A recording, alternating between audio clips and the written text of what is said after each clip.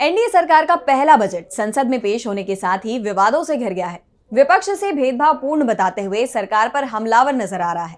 अभी तक तो विपक्ष ही इस बजट पर सवाल उठा रहा था, लेकिन अब बीजेपी के अंदर से भी बजट के खिलाफ स्वर फूटते हुए नजर आ रहे हैं, जिसके बाद बीजेपी टेंशन में दिखाई दे रही है।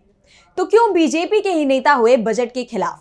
क्या है पूरा मामला, देखिए ये रिपोर्ट। मोदी सरकार का ये बजट सवालों से घिर गया है। विपक्ष सरकार पर गैर भाजपा शासित राज्यों के साथ भेदभावपूर्ण रवैया अपनाने के आरोप लगा रहा है और अब ये मामला बीजेपी की चिंता बढ़ाते हुए नजर आ रहा है, क्योंकि अब बीजेपी के ही नेता सरकार के इस बजट पर सवाल उठाते हुए दिखाई दे रहे हैं। क्योंकि बजट में बीजेपी शासित राज्यों को भी कुछ नहीं मिला है, खासकर उन राज्यों में जहां अभी कुछ वक्त बाद ही विधानसभा चुनाव होने हैं। दरअसल बीते दिन संसद भवन में प्रधानमंत्री की पार्टी के प्रमुख नेताओं के साथ बैठक हुई।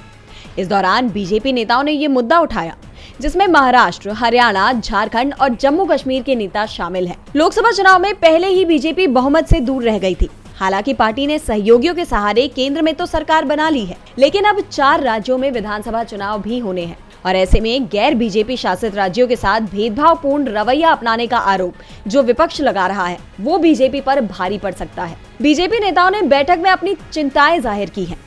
बता दें कि वित्त मंत्री निर्मला सीतारमण ने मंगलवार को संसद में बजट पेश किया, लेकिन बजट पेश करने के साथ ही मोदी सरकार गंभीर आरोपों से घिर गई है। बजट में बिहार और आंध्र प्रदेश को स्पेशल पैकेज दिया गया, जबकि अन्य किसी भी राज्य के लिए ऐसी कोई घोषणा सरकार ने नहीं की, जिसके बाद विपक्ष ने मोदी सरकार के इस बजट को कुर्सी बचाओ बजट बताते हुए उन पर सहयोगियों को खुश करने का और गैर भाजपा शासित राज्यों को नकारने का आरोप लगाया है। और अब तो बीजेपी नेता भी इसकी आलोचना कर रहे हैं।